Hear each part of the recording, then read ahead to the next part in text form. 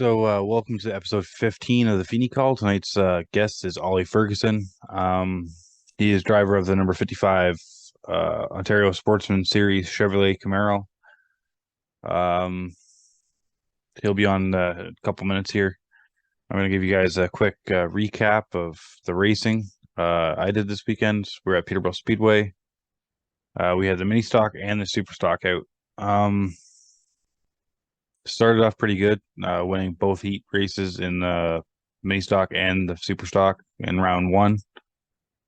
Round two, we drove the mini stock first, as we did in the first round, but drove it from fourth, I think it was, or fourth or sixth up to second place behind Nolan. That car is ridiculously fast, but the Neon's been the fastest it's ever been at 15.8 in both heats. And then the super stock, I started on the pole after winning the first heat. High expectations of going and getting it pretty much. And well, unfortunately, on the start, my ignition shut off, and then I got aggressive and turned somebody, so I had to go to the back. I gave them their spot back. But I got back to fourth in that one of the 6 or 7 cars that were in that heat. So it wasn't a complete loss, but definitely frustrating after knowing that the ignition shutting off caused most of those issues and caused me to be a little more aggressive than I normally would in the heat, trying to gain time and spots. Feature time came around. The mini stock, I was the number 1 qualifier. I rolled a 6. This is their second and third time I rolled dice this year, and it's been 6 every time. But luckily, with Nolan having to start 10th, I think Brad Laval, sorry, not Brad. Oh, sorry. John Laval being out bumped me up to 4th. We ran third for most of the race, third, fourth most of the race. Someone passed us, we'd pass somebody, so we ran basically up front all race. Finished third again for the 4th week in a row in mini stock, which beginning of the season I didn't think podiums were going to be even an option with the talent level out there. But luckily the car seems to be coming in as we get towards the end of the season. 15.8s they're not super quick at Peterborough, but they're in the top tier cars. If we find a little consistency in that 15.8 bracket, then yeah, it's then trying to get a 7, then it's trying to get a 6, and it's trying to get a 5, and it's slowly trying to figure out things to make everything work. But yeah, so that's progress in that. The super stock feature, we started on the pole for that as well. Holding my switches up as we took the green flag that time. Led the first few. Got passed by Mark Gordon before a yellow came out for, I think it was Clayton. Sorry, don't mean to yawn on camera and stuff like that, but it is getting late at night. But yeah, I think it was Clayton and somebody else made contact, and I mean, we had started on the outside. Put up the best flight I could, ran beside Mark for a few laps, ran beside Marley for a few laps, but eventually got freight train down to 4th or 5th place, and Miles got around me. So the car started going south really early, started vibrating really badly, and I knew something was wrong. I didn't pull over though because I tried not to give up I wasn't sure if it was a bent wheel or maybe a tire was coming apart or something. But I started nursing at home. Ended up bringing home 5th place with a what I diagnosed Sunday as a broken rear gear set. Broke most of the teeth off the ring and pinion. Most of the bearings are messed up, and unfortunately, that will be the end of the season for the super stock. We just don't have the money to put it back together. I don't feel comfortable borrowing parts that I can't afford to pay for at the moment. Um, there are a few people that have offered. There is a couple people that I've talked to that are talking about sponsoring gears. So if that happens, then we'll be back out. But um, I'm not going to borrow gears and possibly owe somebody money that I don't have right now. But we are still mathematically in the mini stock championship hunt. Um, going to the last night of racing, I think I gained on Ember. I lost overall to Nolan, but he was behind Ember. Um, so sorry, Fee, you're gonna be yawning if you watch this. Um, but yeah, I think we closed up to 25-ish points back from the lead. It's a long shot. And it's most likely not going to happen. Um, but it's kind of cool going into the last night with a mathematical chance at a championship. It's never been a thing for me before. I've always been usually out with 4 or 5 weeks out, and I've never got myself back in contention. Um, and I think the battle for third place in mini stock is going to put on some excitement. You have Rob Crick, Aaron Kearns, and myself. I think the three of us are within 2 points for third place in points. So the heat races are going to pay dividends for somebody who can put a good set of heat races together. How you draw the heat races is going to be super important. But hopefully we'll see you out this week at Peterborough Speedway. Not at this present time as recording. I'm not sure if my car will be out or not.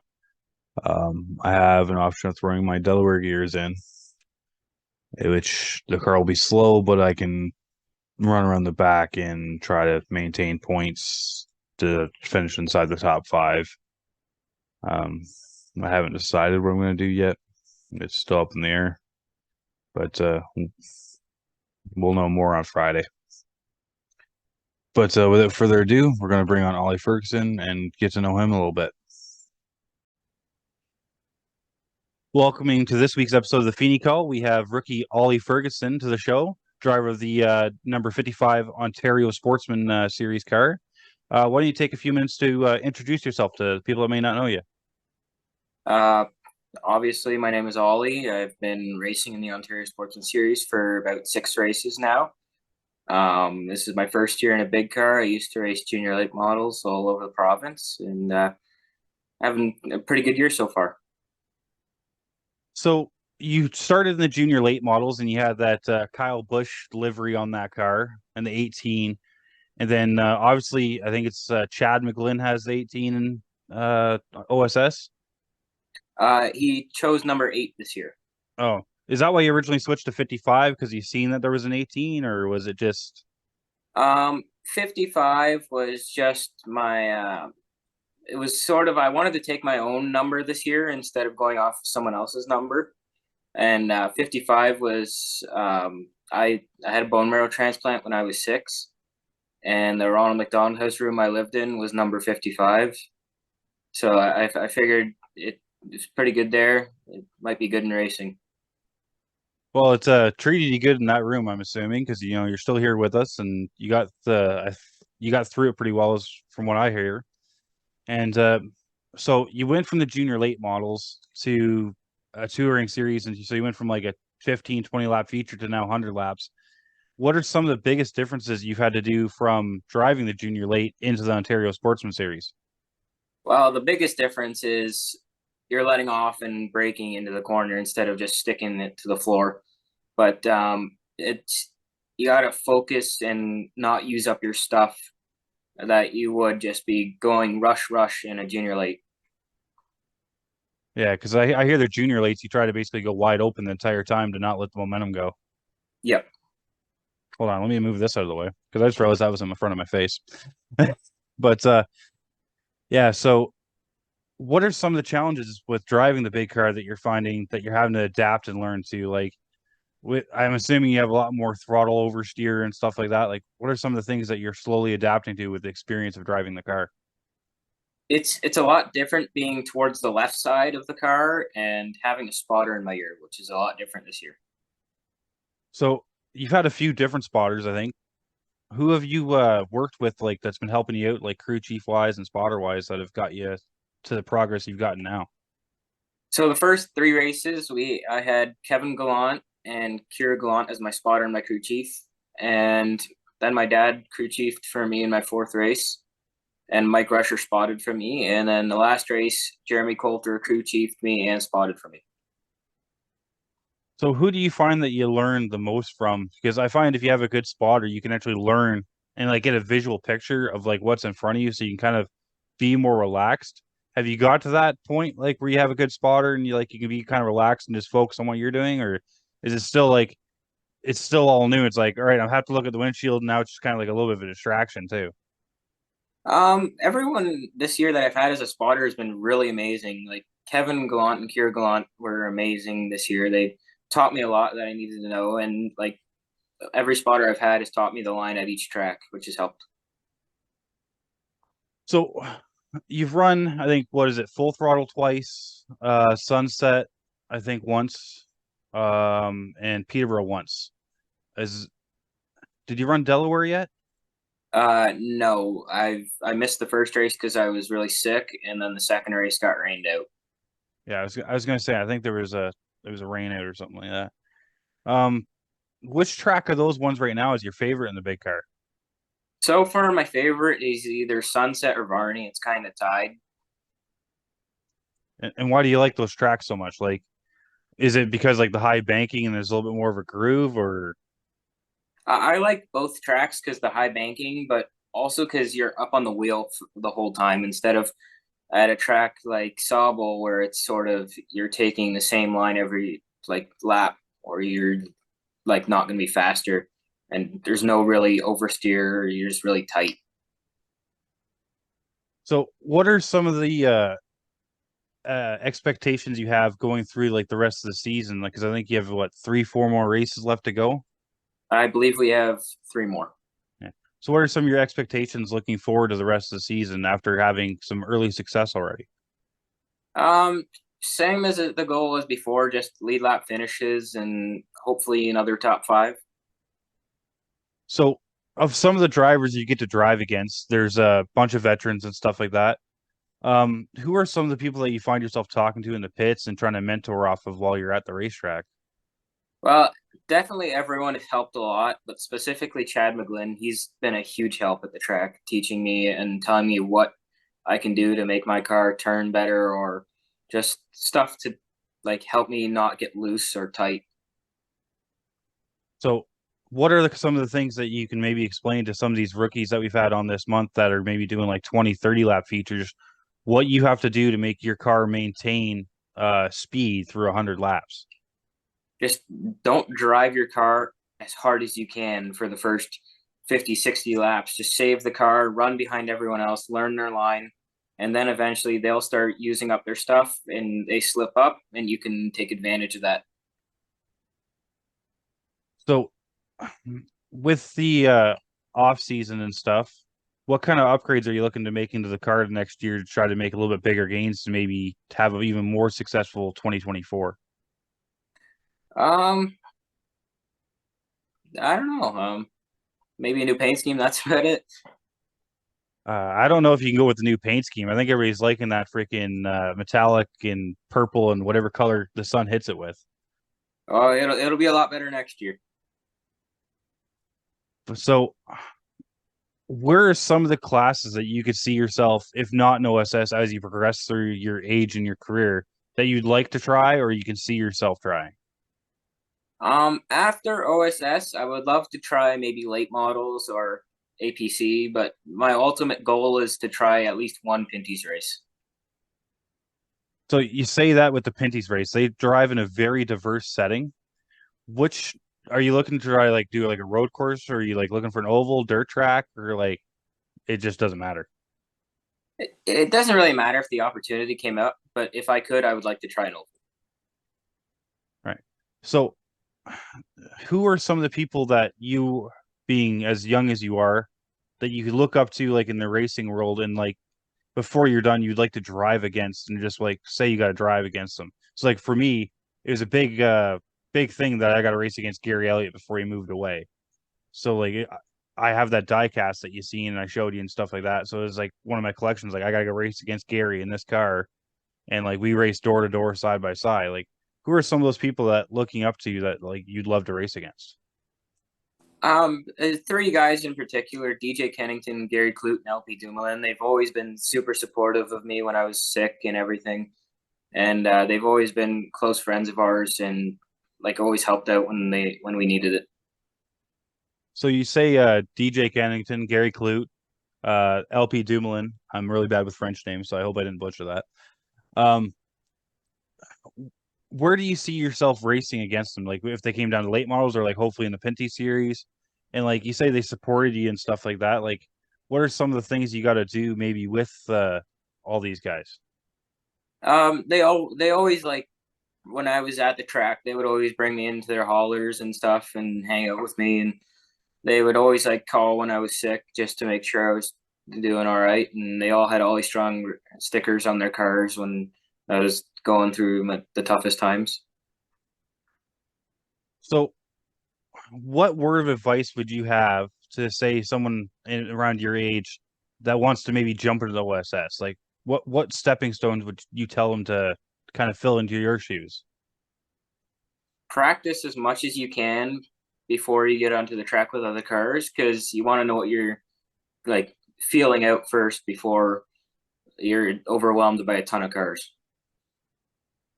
So, you say a ton of cars, and like, so what's the OSS series? Like 15, 20 cars at most kind of thing? Yeah, I haven't really seen the counts much this year. I only seen Peterborough.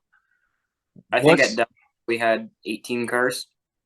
Yeah, that's a pretty decent sized field. What's the hardest thing about being patient for 100 laps and like trying to like because it's all fiberglass bodies, right? Like you basically start like rubbing and racing and stuff like that. Panels start cracking, panels start flying, and it gets expensive. So like, what's the hardest thing about trying to maintain patience and pick those perfect spots for your passes and stuff like that? The heat takes a toll on you, but you just try and focus through it. But just trying to brake earlier than the other person in front of you so you don't hit them going into the corner. And the other person or the other racer behind you is usually doing the same thing so they don't hit you. And once you hit that halfway point, it's sort of like it's race time. And then everyone starts to get a little rougher. But earlier on in the race, there's usually not a lot of contact. So I have a couple fan questions that we got submitted in off the Facebook post. So Cam Harris from Stickers and Scuffs says there's a lot of veterans in OSS, and I think I kind of asked this before, but he asked who has Ollie turned to during the season. Like I said before, everyone has really helped a lot, but a couple guys like Chad McGlynn, Connor James, and Brad Robinson have been a huge help this year. And Pops Campbell from Sauble Speedway, the campground crew there, asked why did you choose Ontario Sportsman Series, and is he finding the series tough? So we chose the series because it's 100 lap features instead of something like a mini stock or super stocks or late models that can be 20 to 30. And because the racing looked a little cleaner because people weren't or racers aren't driving as hard as they can every lap because it's 100 laps instead of 20 to have that time to save your car. And the toughest thing has definitely been the 100 laps is keeping your focus and the heat. So where do you find the tracks you visited so far? It's the hardest to keep focused as you're racing. Probably Peterborough because it's jumping around so much with like all the cars. It's a really rough race usually. So everyone's bouncing off each other. It's a really tight track, and you know well because you're really good there. I But wouldn't go really good, but I do all right. But I find so like if I go to other tracks, I still find Peterborough mentally taxing because you almost never stop turning at Peterborough.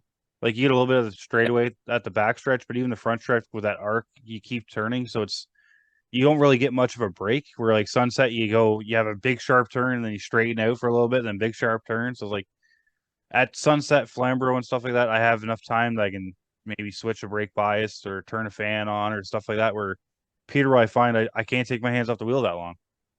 Yeah, it's definitely a tight track, and Varney and Sauble are like that too because it's just so small.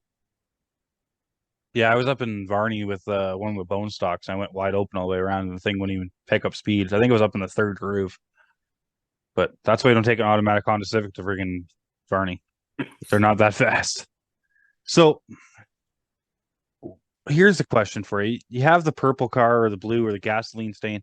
Why did you pick that as the first OSS paint scheme? Like, is there a special meaning behind it, or it just to look cool, or Not really. It was just it was actually just a fluke. We were originally gonna do the car like grabber blue with black carbon fiber stripes, but we were scrolling through wraps that were that color, and it popped up, and we were like, "That's the color we're gonna do." so you're also a big diecast collector, and you got one of the beautiful car behind you. What are some of the favorite die casts that you have? And like, are there like ones that you're looking for against people you race, like how I collect them, or like, Well, definitely my favorite is obviously the one I got of my car, but the Hail Mountain car is nice too. But if I could get like a diecast of another competitor, would be some Pinty's cars probably. yeah. So did I show you the one of the J.R. Fitzpatrick Dale Jr. car? I don't think so. Oh, that was made by Daryl, the same guy that did ours. And he had JR and he had Dale Jr. sign it. And I have it upstairs in my room with it's literally my car, Gary's car, and then JR's car. That's awesome. So That's cool. I'm trying to see like people that get diecast made up that I've run against. Like I want to get like a Sean Chenoweth. I'd love to get a Lane Zardo car.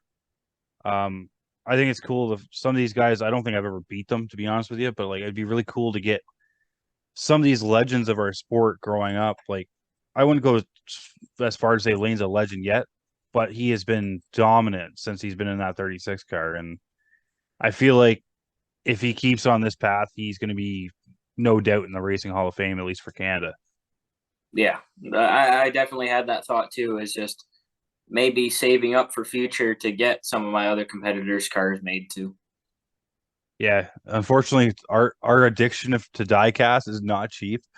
Um, I'm lucky that I keep to like the older generation, like Cam K does and Jomo does and stuff like that. But yeah, those cars are cheaper than like all the new stuff. Like the new Lionel stuff is like almost $200 a car if you get something that's autographed. Yeah, it's pretty ridiculous, but I'm sort of collecting the newer stuff, but I get more of the little ones than the big ones. So sort Yeah, of keep them. I haven't been watching NASCAR as much lately, but so here, as you're kind of a smaller team in the OSS series, what do you think of a team like say Michael McDowell winning at Indy? I think it's a great progression for that team. They've always sort of been mid pack, and now they finally have a chance in NASCAR to show how great they really are. Yeah, because normally it's that team's won I think 3 or 4 times on restrictor plate tracks. They've won Daytona, they've won Talladega, I think twice. But to win and dominate on a road course, I think it's finally showing that NASCAR is getting more of that parity that they're looking for. Um, what do you see of like that parity in the NASCAR Cup Series? See any of that trickling down to like say Pinty's or like OSS or like even our weekly racing series? Um, a little bit here and there. Chase Pinsino just won the pro late model race at Delaware, and he's been sort of just super stock racing for a bit. He's been top five pretty much every race, and finally got his first win. Congrats to him. Yeah, I was gonna say Chase Pinsino. I raced against in Super Stock last year down at Flamborough when he had I think it was I think he's the 22, right? And he Yep. has that black and white car. He had that car is beautiful. They maintain that thing every week. It comes back looking fresh and new. And he started off the year. I went down the beginning of the year. He was a little bit slower than me, And then at the end of the year, I couldn't even stay up with him. So I think he won the last race when I got third or something like that. But I don't remember too well. So with OSS being a touring series, do you eventually see yourself maybe getting like a second car to do like the playoff races and stuff like that? So like you can go to the Delaware Great Canadian Weekend, the Velocity Weekend at Sunset, Frosttoberfest at Flamborough, Autumn Colors and stuff like that. Do you see yourself maybe trying to get like a hobby car where you can run maybe those extended features to run the what we call the playoffs up here? I don't think so. Not right now. It's kind of an early stage in my career in a big car, so don't really want to jump around and confuse myself with how a different car handles on this one and all that. I can tell you from experience, it takes a few laps at least to jump between cars because I tell a lot of people like the mini stock, especially this weekend with the new tires, to turn the mini stock, it's that in the corner. That's it. Where the super stock is like that. And like Yeah. to tell your brain the difference and like if you all Saturday I ran the mini stock first. I got third in the feature, then I had to jump right into the super stock. It took me 3, 4 laps to figure it out, and then unfortunately the car started going south on me. But I find it's so with you adapting to different tracks and stuff like that. I find driving the two cars made me adapt faster. So I feel like if I do any traveling this year, it might actually be beneficial. But I've had to retrain my entire driving process over again. I think there was three drivers in our series that were gonna run a legend race at Sauble the same day as we were racing, and it was too hard to go from that car to that car Oh, from just legends are a beast because the short wheelbase and their power to weight ratio, they go almost as fast as late models at Peterborough Speedway. I don't know where everywhere else, but they are so twitchy, but they are a blast to drive. If honestly, I'd love to drive them again. It's just there's so many things keeping me out of the series right now. It's unfortunately it started as when I got into it, it was one of the cheaper divisions, and you could run basically halfway decent used tires and stuff like that. But now it's like race fuel, new tires, new parts, and it's like if I wanted to do that, I may as well just get a late model. yeah. So why don't you go ahead and tell us about some of the great sponsors that you have helping you out this year and where people can find you on social media and stuff like that? So Tile Plus is my dad's company. He's tile setter. We got of course Home Hardwares, uh, Legendary Motor Car, Parmar Real Estate, CarStar Brampton, MBRP Exhausts, Excel IT, Excel Care, Northern Performance, Epic Racewear, Alter Ego, Northern Force Hydrovacs, SteelCon. Got a lot of great sponsors, and I really appreciate all of them. Um, I think that's it. But if I'm forgetting any of them, I apologize. So I said, where can people find you on social media and can they buy any merchandise and everything off you? You can buy our merchandise off epicracewear.ca, and you can find us on Facebook at Ollie Strong Racing OSR, and Instagram at Ollie Strong Racing. So with you saying that, why don't you give us some dates and places that you're going to be racing the next three races for the Ontario Sportsman Series? We will be racing at Sunset Speedway this Saturday, and then the next week we will be racing at Sauble Speedway, and September 16th we will be racing at Delaware. So Delaware, I believe, has Amber, I think is her name. Are you looking forward to driving against a current ARCA star? Or It's really cool to be able to race with someone who's got experience in a lot of series like her, who's been in an ARCA car and other series down in the States, like super late models and all that. so before I let you go, I also seen, I think it was a couple weeks ago, you went down to, I think it was the Victory Junction Camp or whatever they call it. What was that experience like? Because Uh, it's it's a camp for sick kids. It was founded after Adam Petty died, and it's like nothing you can imagine. It's such an amazing place. It's so welcoming. and everything's NASCAR themed, which is awesome, or race car themed. Like I wish I could go there every day, but sadly, it's only a 4 day trip every year. So you say you wish you could go over there. Like, what are some of the things you do while you're down there? I think I've seen pictures of you and your dad and the king kicking around there. Yeah, there's a something called NASCAR Carnival, which happens every Tuesday, and usually a pit crew comes down and some drivers. This year it was Richard Petty and RCR's pit crew. So did you have like any die cast for Richard to sign? Because I think it'd be pretty cool if you got the king to sign one of your cars. Sadly, I didn't, but I had him sign my Ollie Strong Racing shirt. All right, well, that at least counts because then you actually have he signed your merch, right? Yeah. So did you like tell him that you were a race car driver, or were you like starstruck when you were with him, or? In my first year junior late models, he sent us a video wishing me good luck. And later that year, I went to Victory Junction again, and I had the chance to give him a hero card. And then this past summer, I was able to give him another hero card. So does he, when you talk to him and show him the hero cards, does he talk about your progress, or do you get to talk through progress with the king, or? He's usually really busy when we meet up, but he usually has the chance to talk a little bit about it and say I'm doing a good job and all that. So if you get to go back again, who's one of the drivers you hope you get to meet? I would like to meet Kyle Busch again, because I would like to say thank you for signing my iRacing simulator.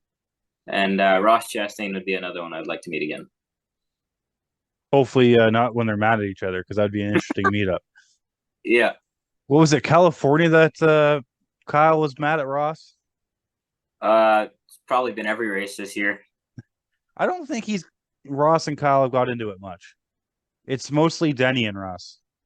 It's been off track that Busch and Chastain have been getting into it. Yeah. See, I don't follow much of the off tracks things. I'm way behind on social media.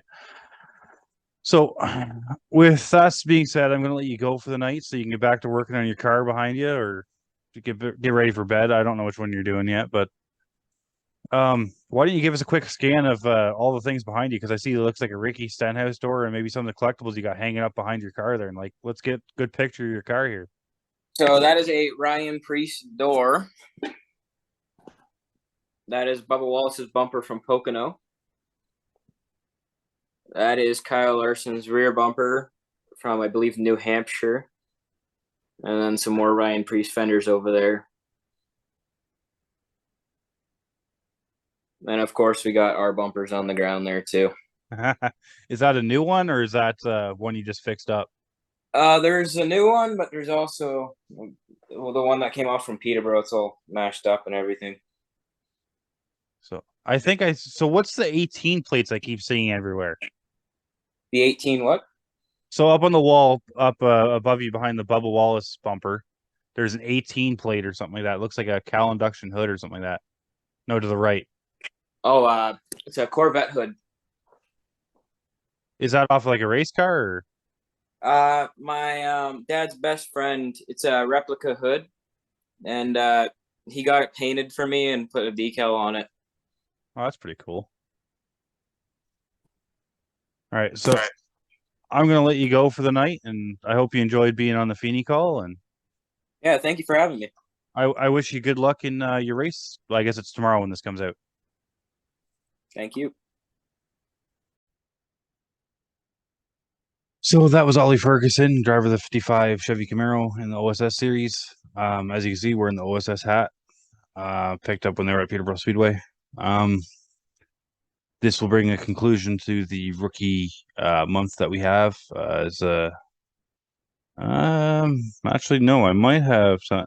No, wait, depending on release dates. Hold on, let me look at the calendar here. Yeah, this will actually bring an end of rookie month. We do have one more rookie lined up. I'm not sure if it's going to work at the timing in that's going to work in next week or when. We've been talking with Keaton Pipe, who's driver of the in the Legend Series with the Jeff Drimmy team there, and yeah, he's been making some pretty good progress this year, and he's looking forward to coming and joining the podcast. Another order of business, I guess, so to speak, is make sure you share the lap sponsors for Peterborough. I really like to start selling more of these to help the drivers out.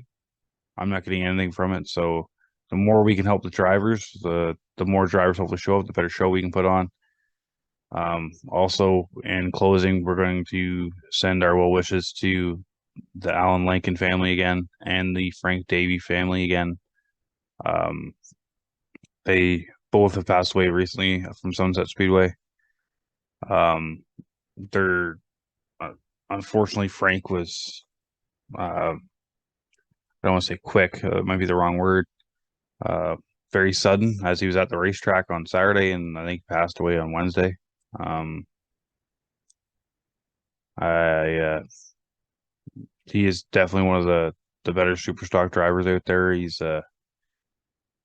He seemed to be helping everybody and stuff like that, and unfortunately, we seem to be losing more and more drivers this year, and I hope this isn't a trend that keeps carrying on. So once again, our well wishes go out to their families, and hopefully we don't lose anymore. But with that, we're gonna close this off and hope you guys enjoy your week and hopefully see you at the racetrack.